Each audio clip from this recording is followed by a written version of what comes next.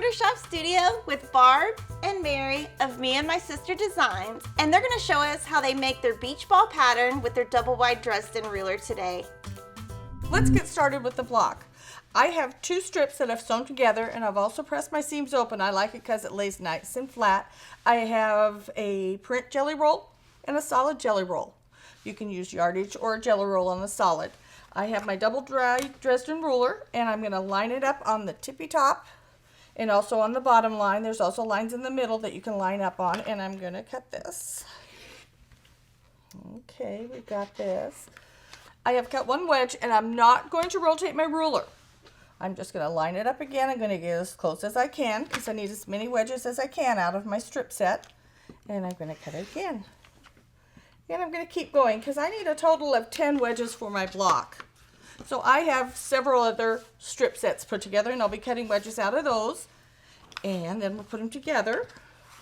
So what I have, here's one of my other ones I did. I went ahead and cut my wedge, and then I stitched 1/4 inch up top and bottom. I had fingerprints that.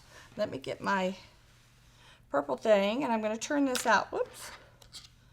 And when you stitch, use a 1/4 inch, and you did not back stitch, right?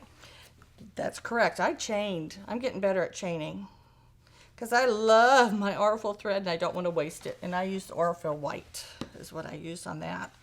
Okay, so that crease I put in the middle, I press my seams open and I line up with that. I just finger press them open and I line them up and then I press it. So now we have 10 wedges going. I'm going to sew 2 together. Okay, so what I've done is I line up the bottom. I like that because that catches my eye first. So what I do is this has a seam in it, so I might even pin there. But I'm going to line that up, back stitch again, press my seam open, and I have 2 pieces together. Okay, then I'm going to put 5 together at a time. I like doing 5s. And I press from the outside in. If you start coming from the inside, that's fine, but I always catch my iron in there, and it's just something that bothers me, so I don't. So I'm going to put 2 5s together, and we're going to make a whole plate, and then we're going to work.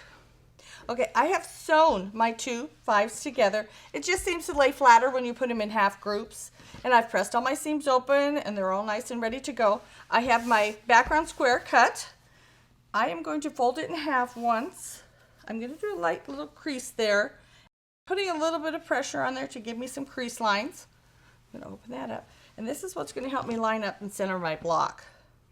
So the north and south basically are lining up on the crease lines, and the others are lining up on the stitch lines there, and I've got it all centered to go. I like to pin. I also start on the backs, the outside. Oops, I've got it lined up there. Okay. Now I've got my pins in there. And I start on the outside because it just seems to hold it better for me, and it's just one of my weirdnesses. So I'm going to go ahead and pin this, and then I'm going to come back and we're going to stitch this on. Okay, I'm getting ready to stitch around the edge. I have my edge foot on. I'm going to send my needle over, just tap it to the left. I'm doing it twice. I've left my stitch length at 2.5 because it's a little bit bigger because I'm going through so many layers of fabric here. So I want my stitch length a little bit because it gets absorbed. So I'm going to just start going around the edge here. Get us started. Okay, I'm going to come to the end and I'm going to stop and I'm going to pivot. Sometimes I have to crank it down to get me started there.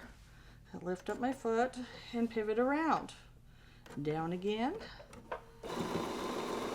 Okay, I'm coming up to an inside turn. I'm going to have my needle come down right in the seam between the 2 blocks. That helps me get a perfect pivot there. So I'm going to come down again and I'm going to go around again.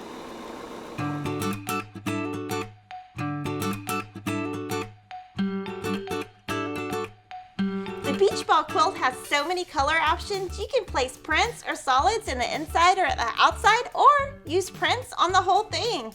So have fun making your beach ball quilt. See you next time.